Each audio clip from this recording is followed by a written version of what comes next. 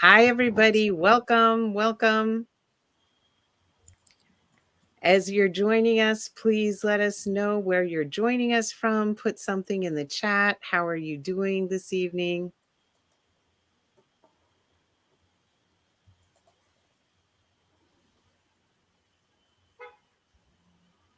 And how are you, Danny and Michele?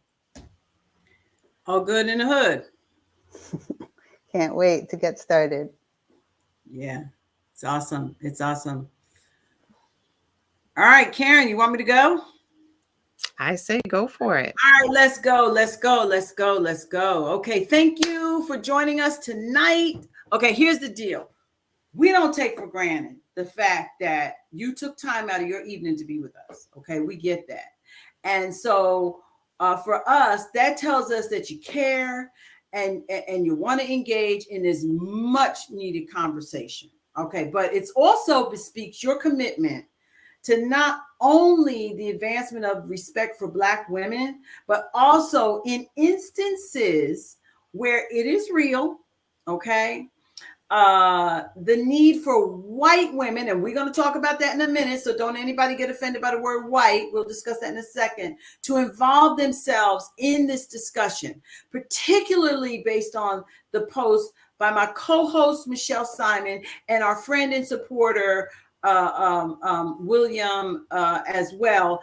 And so here's what we want to do. We will that's going to be the focal point of our discussion tonight. We know this is not the end of this discussion. We already know it. So we're going to have a follow-up. We can't tell you when that's going to be. Don't press us on that, but let us decompress, debrief after this, because we really want this to happen organically. We want this to unfold as it needs to unfold. We don't have an agenda other than to facilitate the conversation. So before we delve into our discussion, let me start by asking my co-hosts to introduce themselves, and then I'm going to give you a short summary of how we got here with you, how you all got here with us tonight. So go ahead. Karen and Michele, please introduce yourselves in that order. Hi, everyone. I'm Karen Fleshman, she, her pronouns. I'm joining from the unceded traditional territory of the Ohlone people, also known as San Francisco, California. I'm the founder of Racy Conversations and of the Interracial Sisterhood Coalition, and the co-facilitator of the Interracial Sisterhood Retreat, and a firm, passionate believer that when women unite across difference of ethnicity, class, culture, generation, ability, faith, that we can transform our society so that all life thrives. And that is what I am dedicated to doing. And I'm so grateful to you, Danny, and to you, Michele, and to everyone who's joining us for this conversation tonight, because this is another step forward in uniting women across difference. Thanks, Karen. Go ahead, Michele. Yes, I'm Michele Simon. I'm joining from Long Beach, California, and I'm sort of your typical liberal white woman from the East Coast originally. And I dabble in employment law, but mostly I'm just a white woman on my unlearning journey, and thrilled to be here. Karen has been my guiding light now since I've only started my journey a couple of years ago, and thrilled that Danny invited me to join this conversation. Absolutely. Absolutely. Thank you both. And one thing I want everyone, every woman who is in the sound of my voice, you must, when it excuses, inadvertently, unbeknownst to you, when you use the word just, it belittles your experience. It belittles your reality. I want you to get out of the habit of using, I'm just a mother. I'm just a white woman who's trying to do better in this situation. No more of that. No more of that. We are who we are. It ain't just about anything. Okay. Just, we should be talking about things that are dealing with justice. Okay. All right. So here's the deal. My name is Danne Smith Mathis, And I am your other co-host tonight, and I'm a conversation strategist. I just like to talk about stuff that matters, and I'm committed in this situation, in this instance, to the advancement of the respect of Black women in the workplace across all industries, and that also means government. Yes. So last week, we witnessed 400 years of history summed up in 2 minutes during a congressional hearing where a conversation ensued between Representative Jasmine Crockett and Representative Marjorie Taylor Greene. And after that, our co-host, Michele Simon here, posted on LinkedIn what I call the call to white women.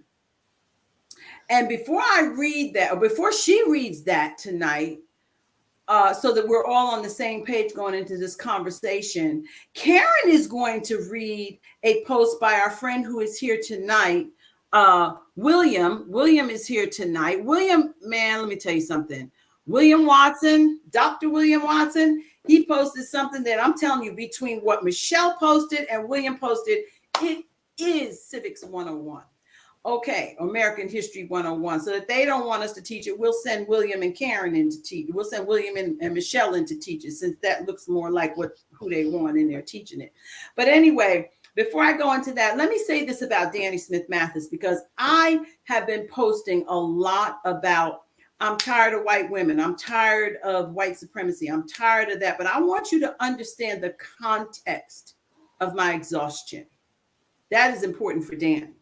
So, number one, I'm a baby boomer, and I'm almost 70 years old, and I'm tired of the things that bring us to this conversation tonight. Let me say that emphatically and unapologetically. And like Muhammad Ali said, though, I stop when I'm tired. I don't stop when I'm tired. I stop when I'm done. And Danne Smith Mathis is not done.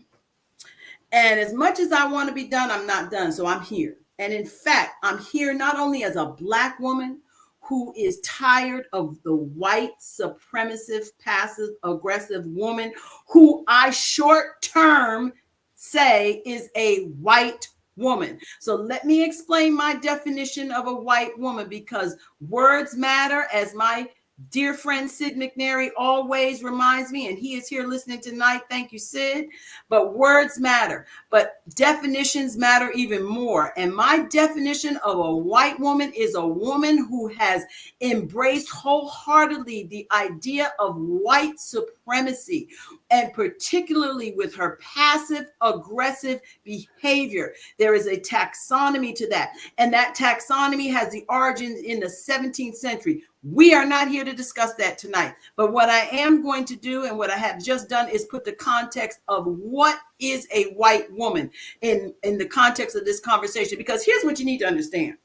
I've never seen Karen in person except on a Zoom. I didn't know Michele Simon until last week.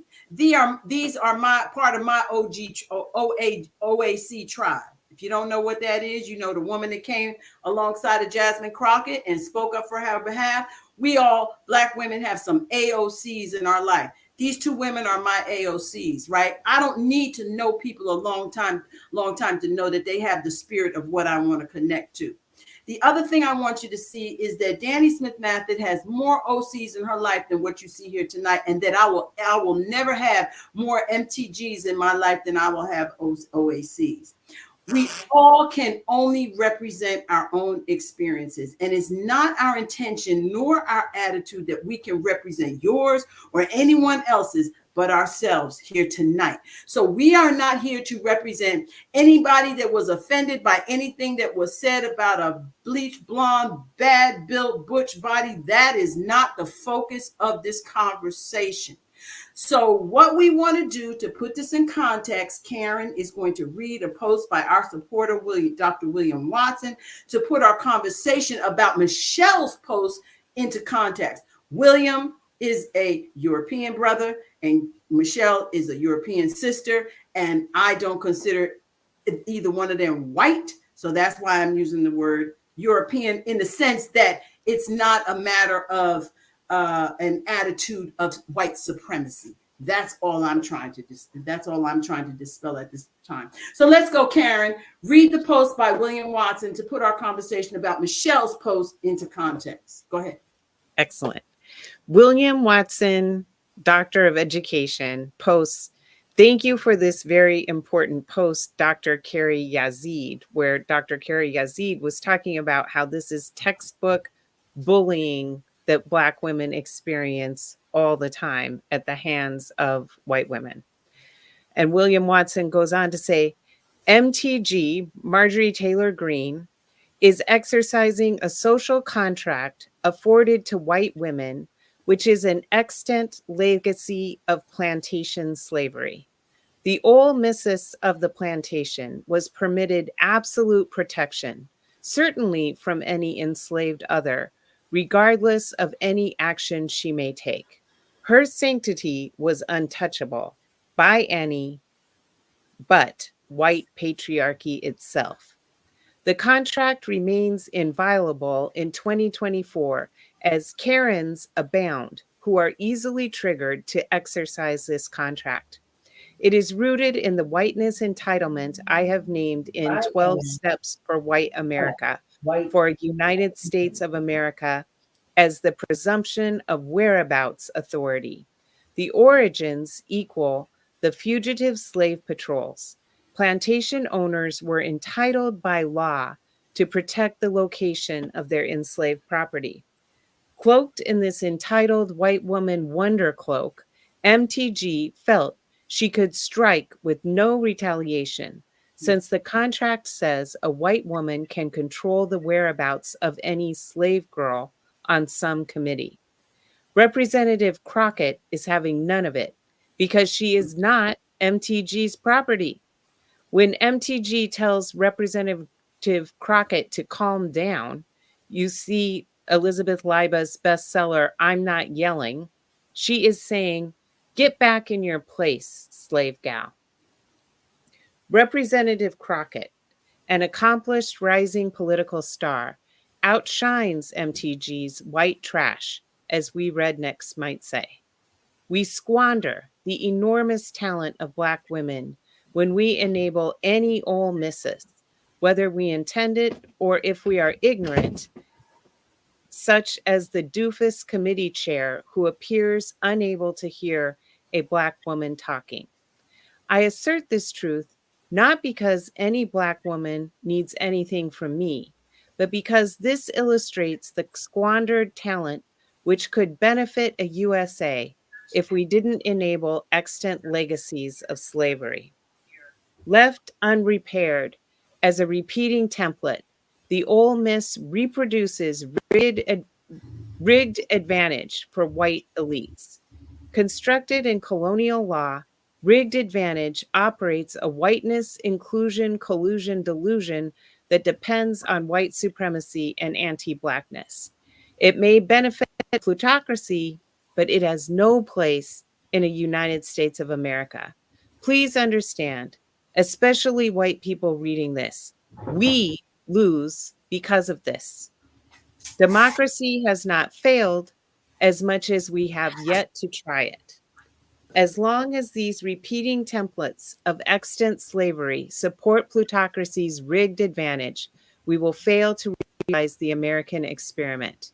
A USA where race no longer predicts outcomes will teeter to its demise along the fault lines of what could have been. For what? MTG? Not on my watch. My soul's karma is at stake.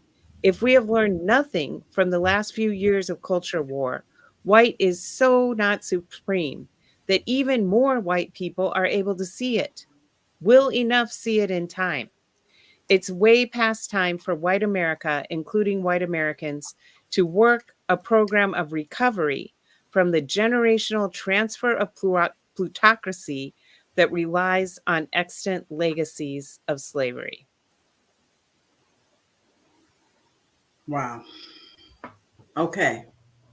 Y'all heard it. Someone is asking us, can you share the post here?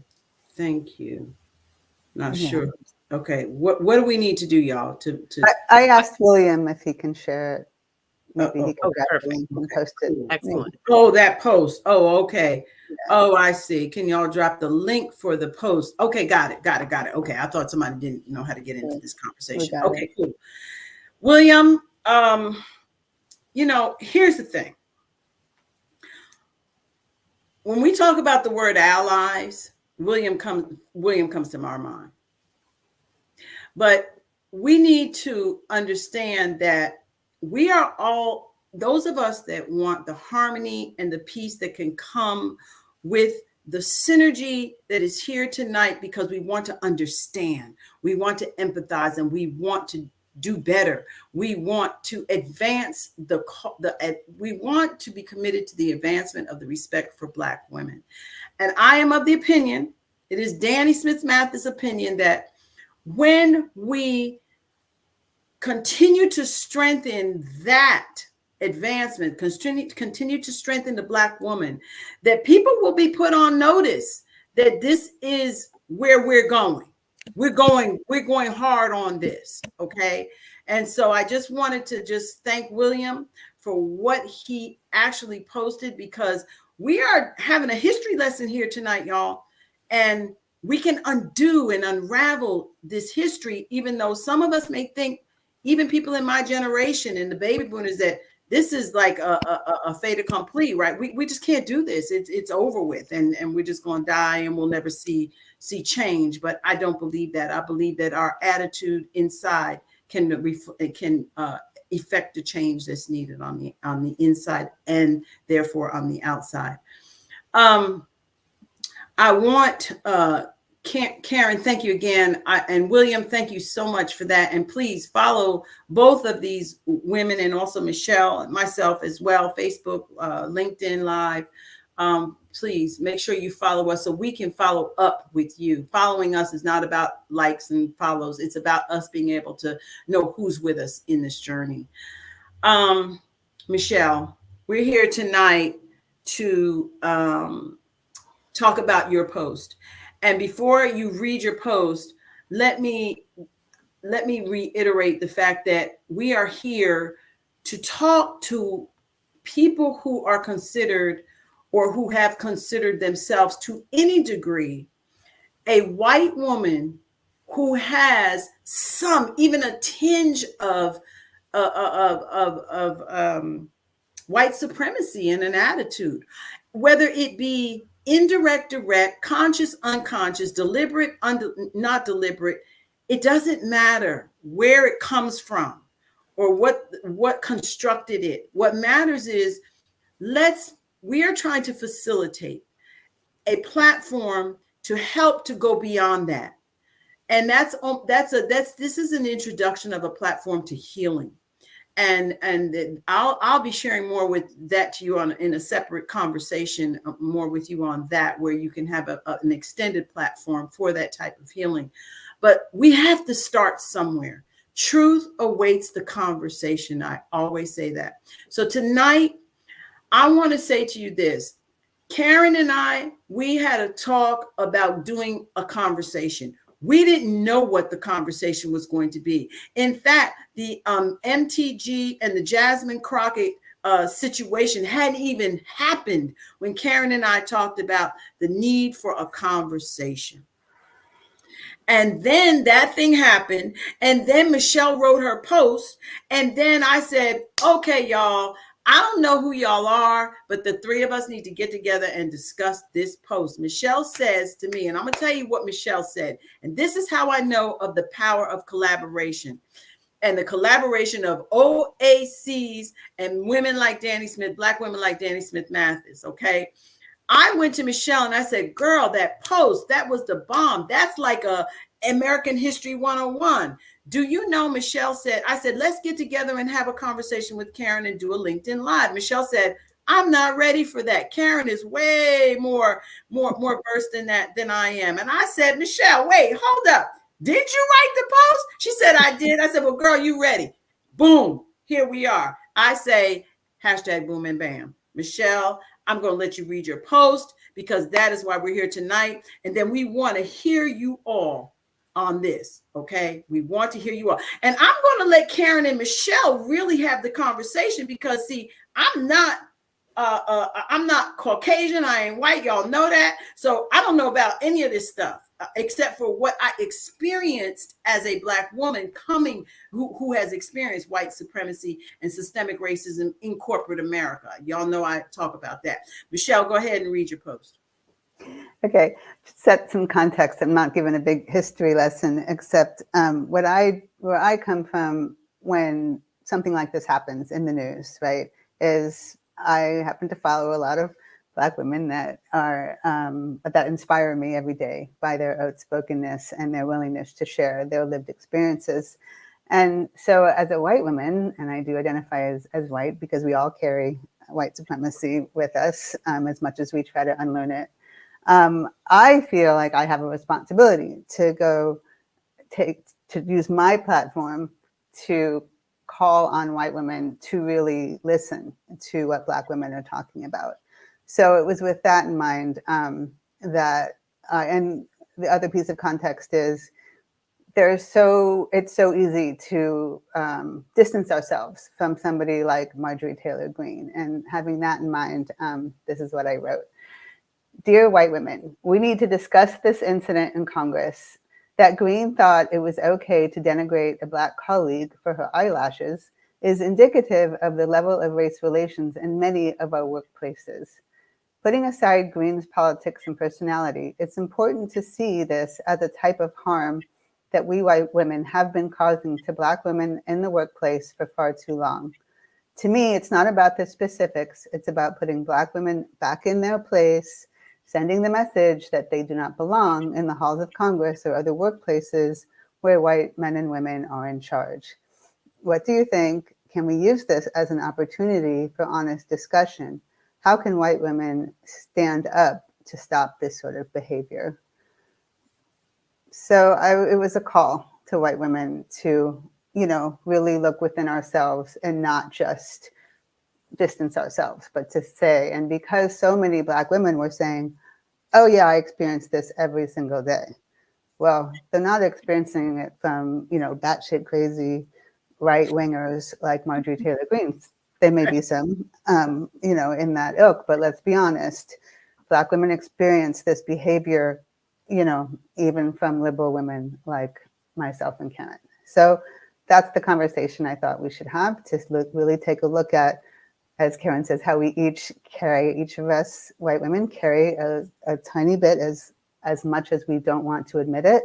We have been conditioned to be racist. That is just the reality of our history that William so well articulated. And we carry that history into our daily lives. And we have to keep unlearning it every single day. Michele, I want to engage our audience as best I can from looking at some of these comments on LinkedIn. And I see one person that says, yes, as part of the privileged class, we all have MTG in us. Let's have a conversation. Let's start with that. What's your response to that? Absolutely. I mean, as white women, we are very privileged. And while it's true that, white men hold most of the power, that power could not remain as strong as it does unless white women were right there holding it up. So I think of white women as sort of the undergirding, the support system, if you will, of the white patriarchy. And that is a privilege that we absolutely have to acknowledge. And the privilege and how it showed up for Marjorie Taylor Greene was, Congress has rules about this, right?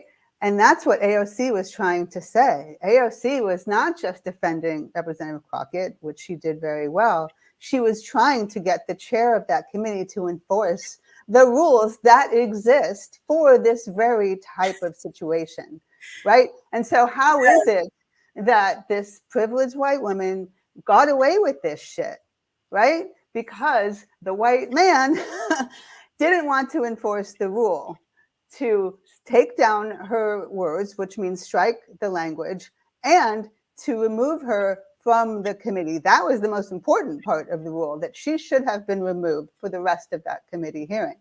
But of course, politics intervenes, and the Republican chair of the committee wasn't going to enforce that rule for his, own greater purpose, which is like no better illustration of the intersection between white women and white men upholding the status quo.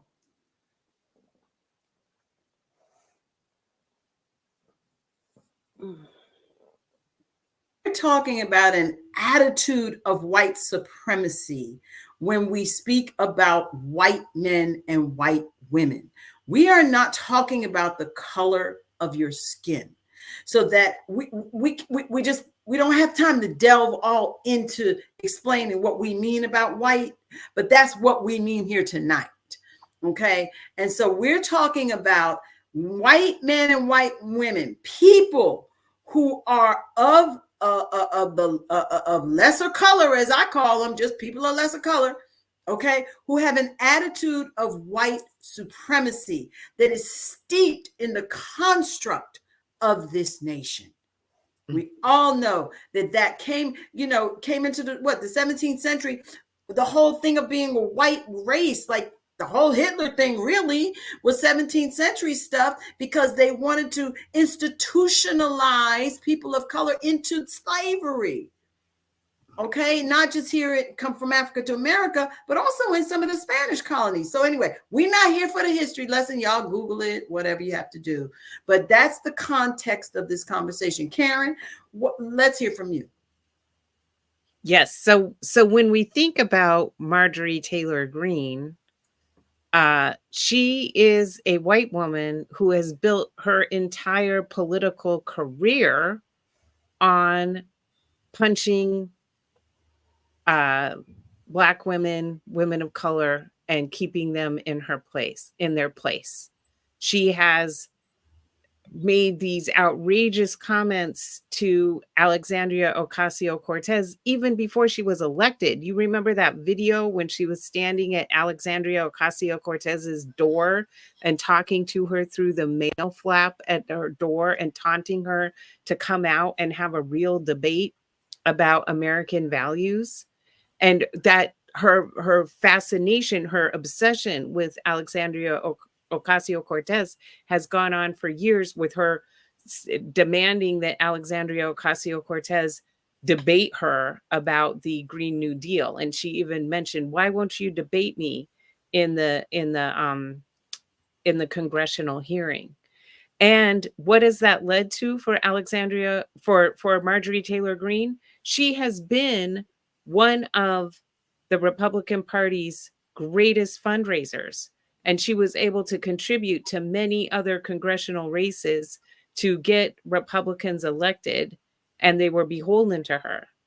And she thought that as long as she spoke up with the rhetoric of Donald Trump, that she would continue to ascend and ascend until this month, when she tried to dethrone the Speaker of the House, Mike Johnson, and she failed miserably. And even Donald Trump did not come to her defense.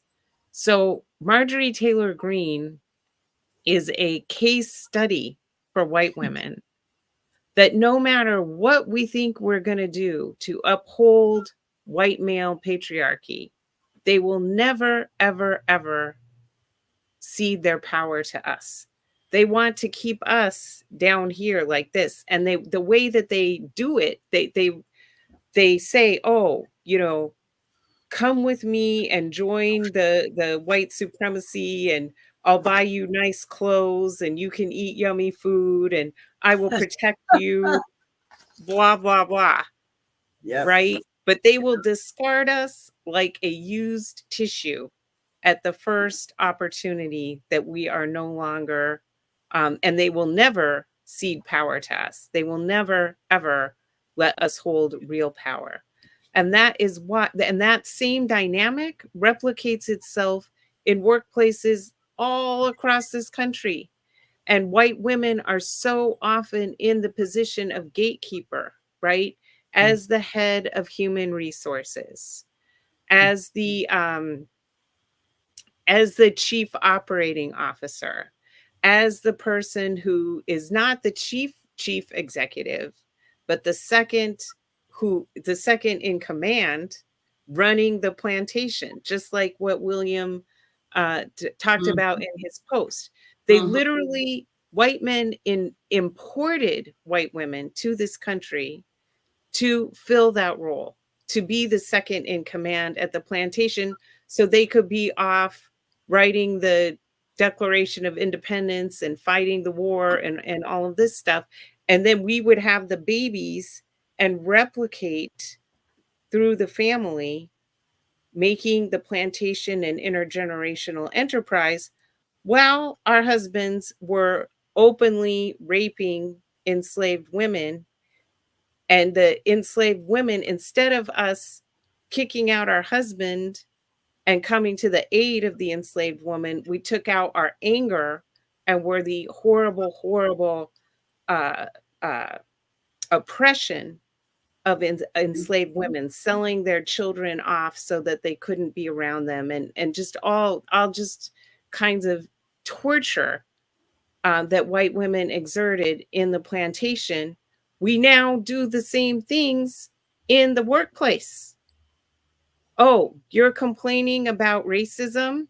You're complaining about sexual harassment? You leave. Sign a non-disclosure agreement.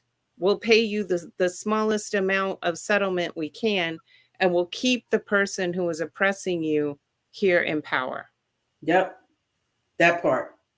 Go ahead, Michele. I see you want to say something to what Karen just said. Well, I'm also just watching some of the questions that are coming in, and there's a nice intersection in what Karen is saying about, how white women keep, hoping against hope that we will ascend, but we won't. And so some folks are asking, why don't women speak up more? I mean, obviously we're doing harm, let alone actually do the right thing like AOC did and try and intervene when we witness harm.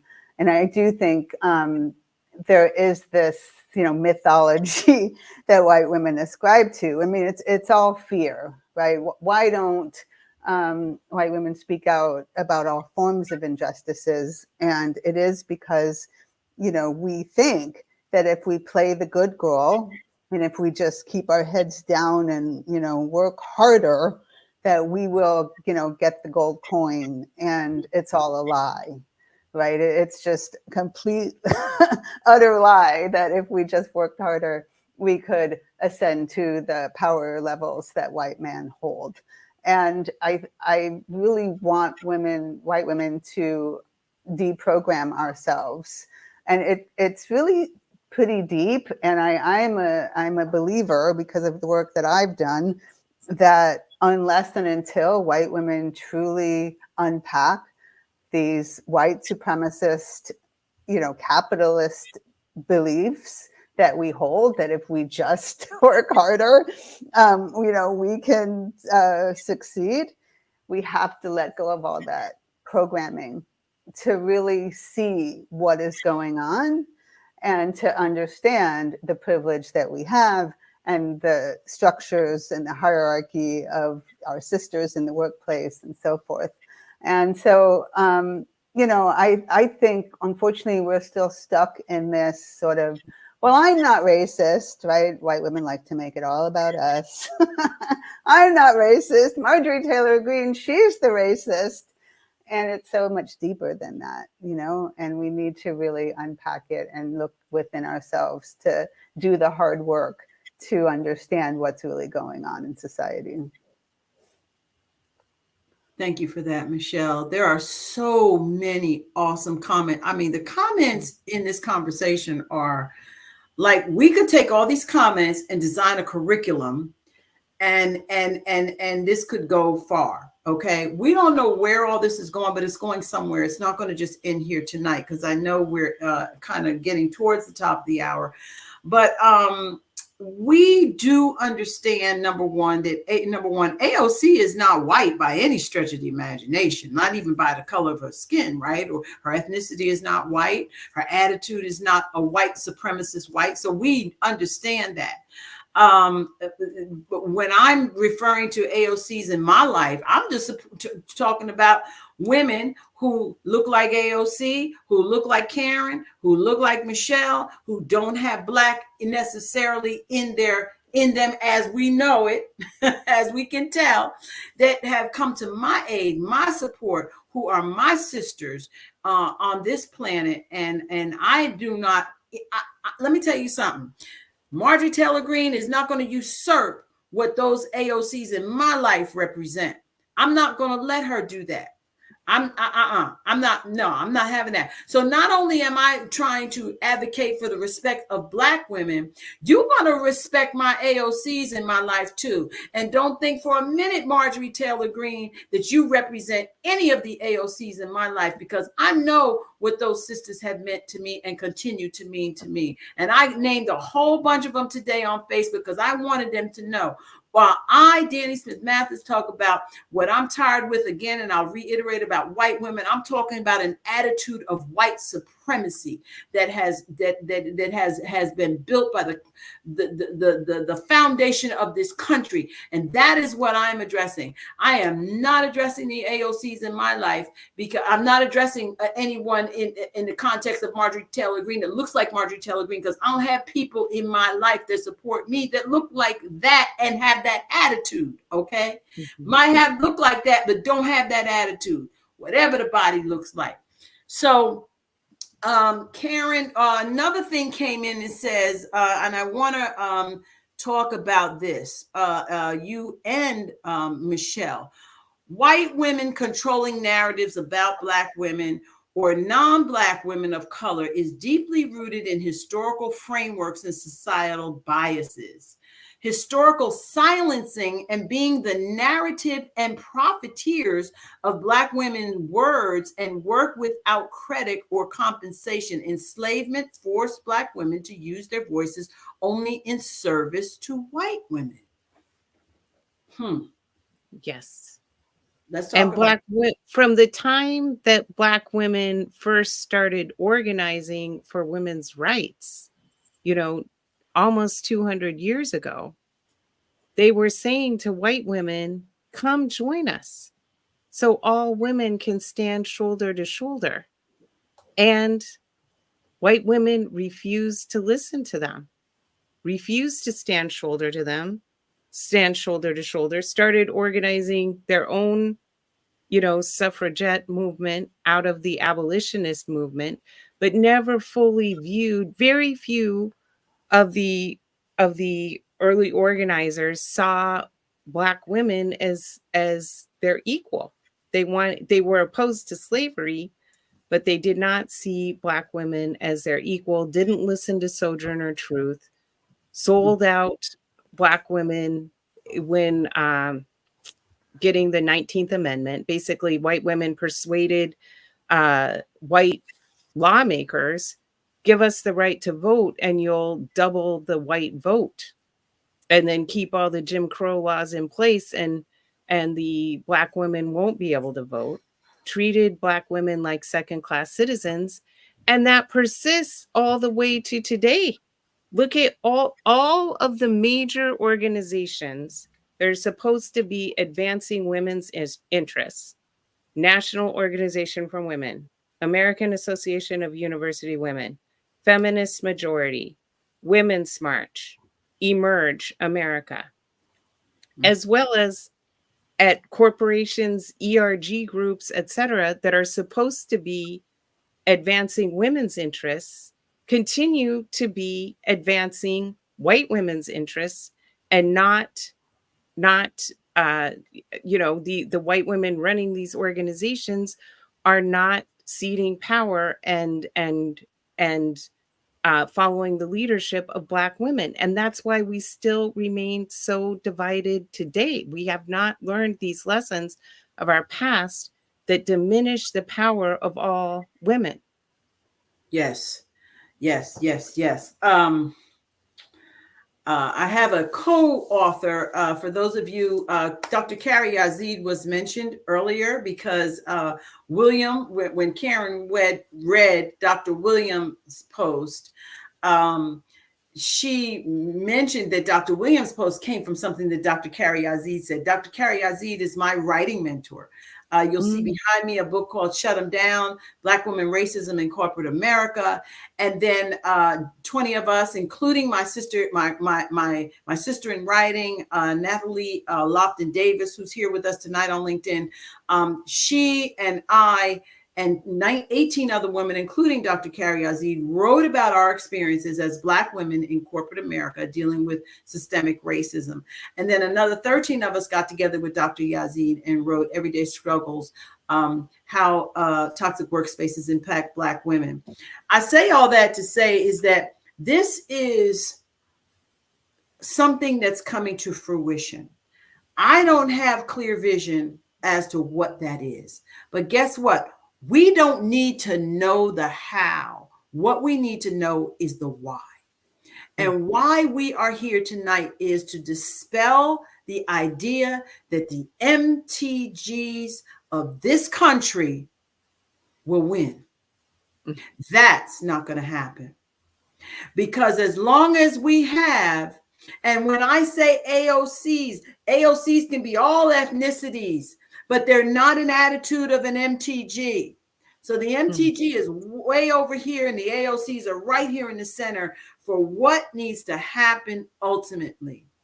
And I see my sister says that she was tired of performance of DEI initiatives upholding systems that continue to harm. That's why she left HR. I know there's a dichotomy of thought between whether DEI is real and helpful. Back in the day, now I'm a baby boomer. Y'all know I tell it like it is. And because I don't care. I'm the OG in the room. Normally, I'm almost 70 years old, y'all. And I don't care anymore. What I care about what people think. What I care about is what people know and what we're going to do about it. And I do know that right here tonight, that we have a platform and a discussion and something that can help catapult us to whatever is the next level. Now, one thing I know we have to do is vote. I'm not here for a political platform, but y'all know at the end of the day, it's going to come down to one party or the other this year. Now, in 4 years, that's going to be a different story, but that's going to be a whole nother discussion for a platform when I have my friend Sid McNary come on here. But I want you to know there are people here tonight with us who understand the assignment.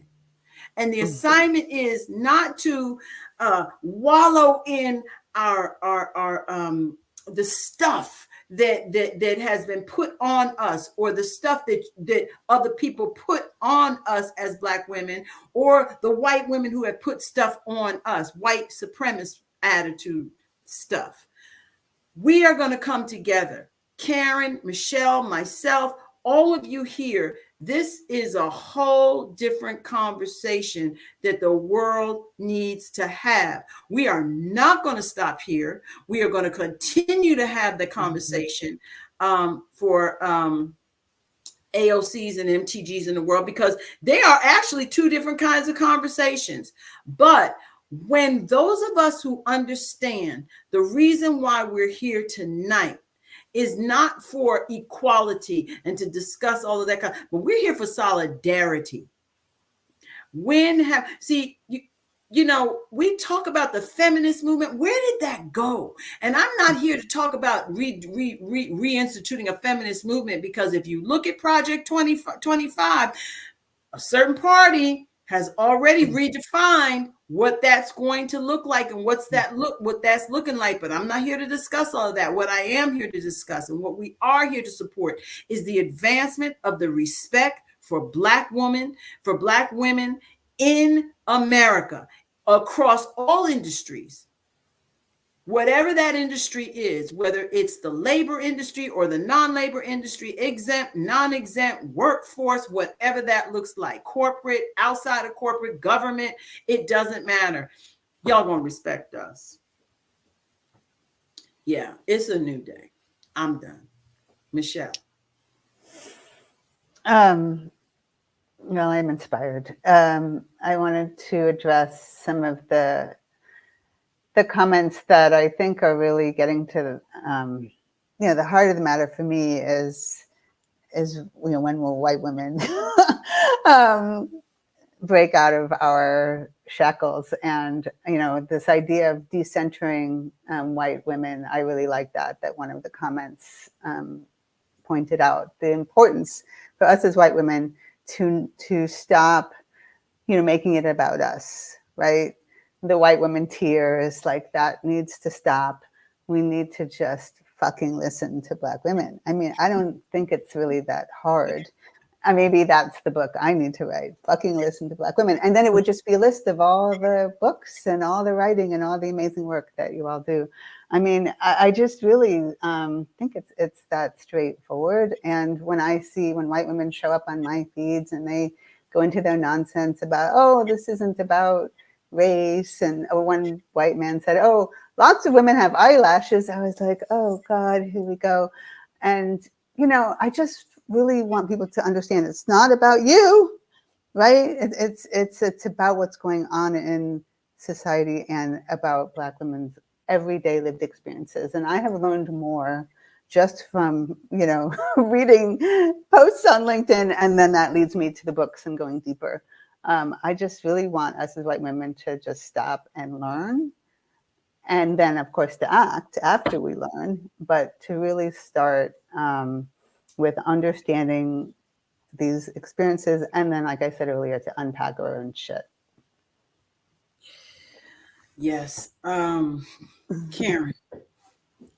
I want, in addition to listening to, centering, following the leadership of, protecting, speaking up in support of Black women, Native women, Asian American women, Latina women, I really want white women to understand the history of white women and how did Marjorie Taylor Greene become like that? Hurt people hurt people. It's very difficult for me to have compassion for Marjorie Taylor Greene, but I think she is a very, very deeply hurt person, and that's how she became like that.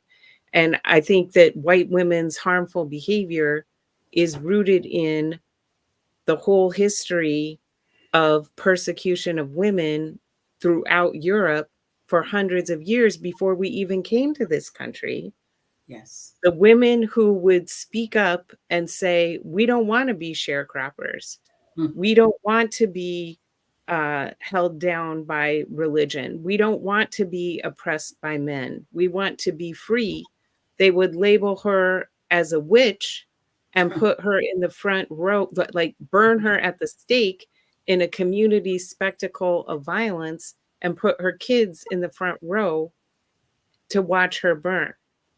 So I think the origin of white women's lack of desire or not speaking up is because we learned that if we do speak up, we will be subjected to violence, and combine that with our self-interest in maintaining our quote position. Yes. And our nice little house and our Christmas card and like going on nice vacations. We get all these little rewards for maintaining the system, Maintaining the white supremacist posture.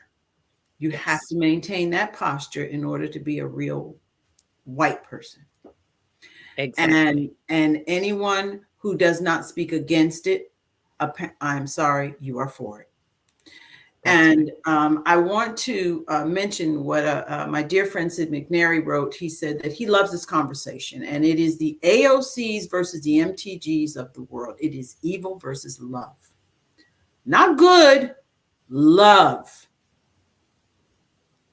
And it is about going deeper. People need to learn to join Team Humanity. All of us created in the image and likeness of God. God said that, not Sid, not Karen, not Danny, not Michele, not Dr. William, not any LinkedIn user or anyone else, right? This is the real deal, Holyfield.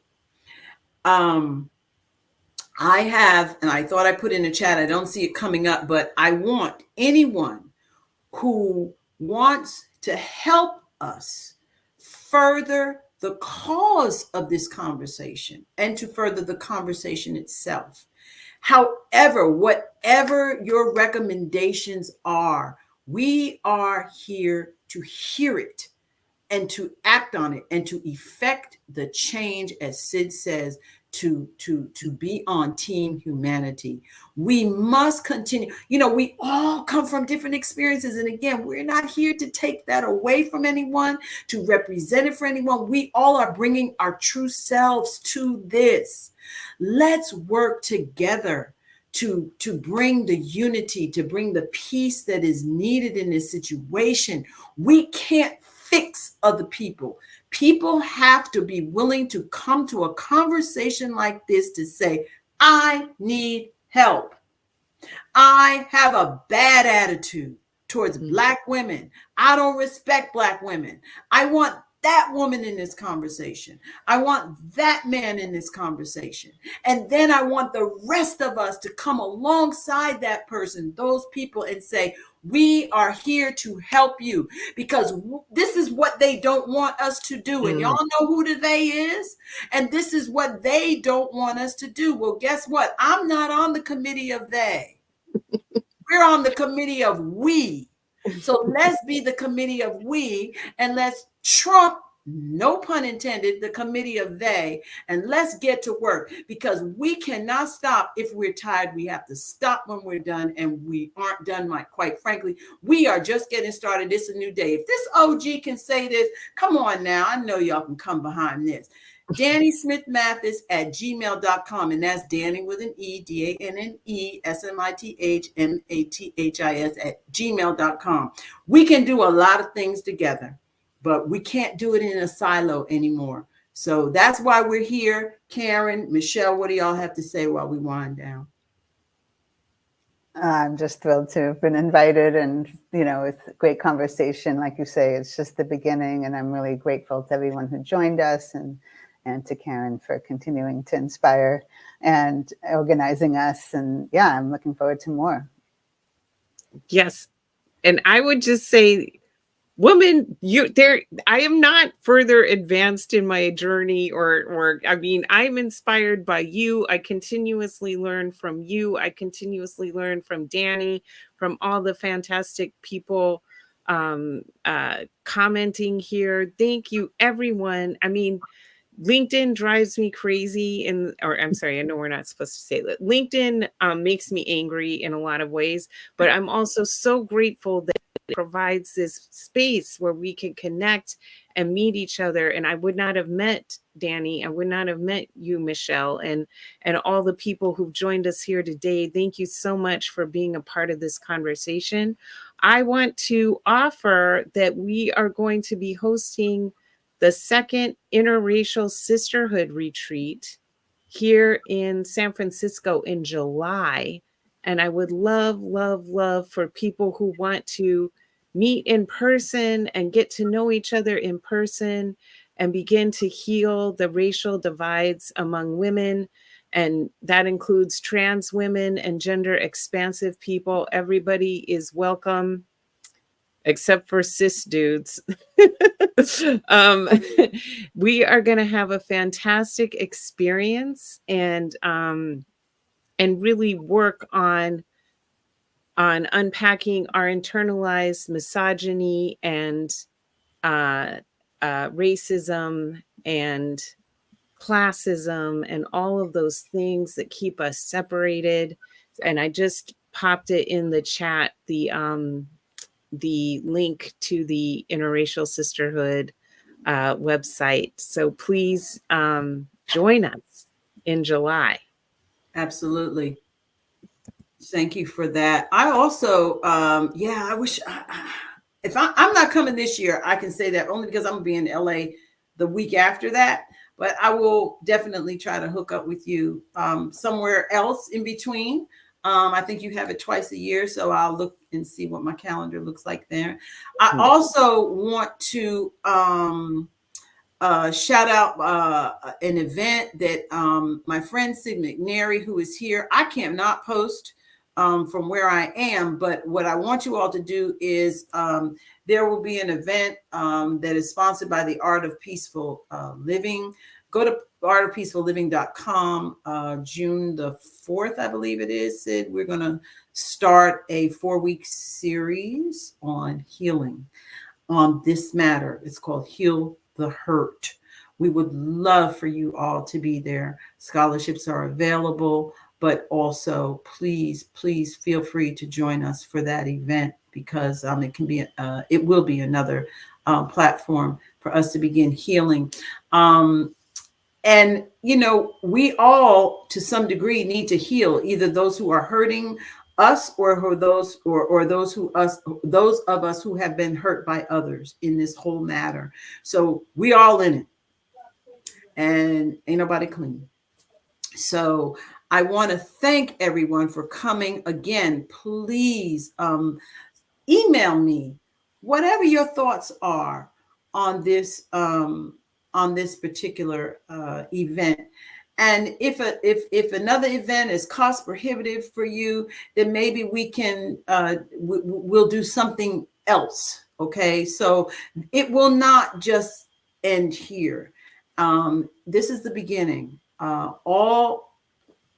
Every new beginning comes from some of the beginning's end. I think what we saw was the end of an MTG era, beginning with Jasmine Crockett. And we are responsible for the generations of our daughters to come and our sons to come, our grandchildren. We're responsible for changing this stuff, y'all. And so I believe, and I tell my children this, the person with the larger vision has the bigger responsibility. And guess what? That's all of us here listening tonight. And all of the people who that are like you in their attitude, not just in their head, but also in their heart. So listen, I want to thank you all for coming. This conversation, we're going to do a part 2. We just don't know how that's going to roll out. But what we want you to know is that you matter. Your voices matter. We want this to be the beginning of what I call the institution for the advancement of the respect of Black women. And so let's do that. And let's do that together. And let's make that a part of a solution. I'm willing to come into any corporation to help the advancement of the respect of Black women through ERGs. I have done ERGs before, specifically for Black women at predominantly white corporations, which is everywhere. So listen, we should have these conversations inside of corporate America, inside the workplace, whatever that industry is. Bring us in and we'll talk about it, because truth awaits the conversation. Let's look forward to part 2. We got it coming on. Email me, email Karen, email Michele. You can reach us out on LinkedIn. Do whatever you have to do. But guess what? It's not just on the 3 of us. It's on all of us. Thank you so much. Appreciate that. Thank you. Thank you, Danny. Thank you, everyone. All right. Thank you so much for all your comments. And we look forward to talking with you soon. Bye.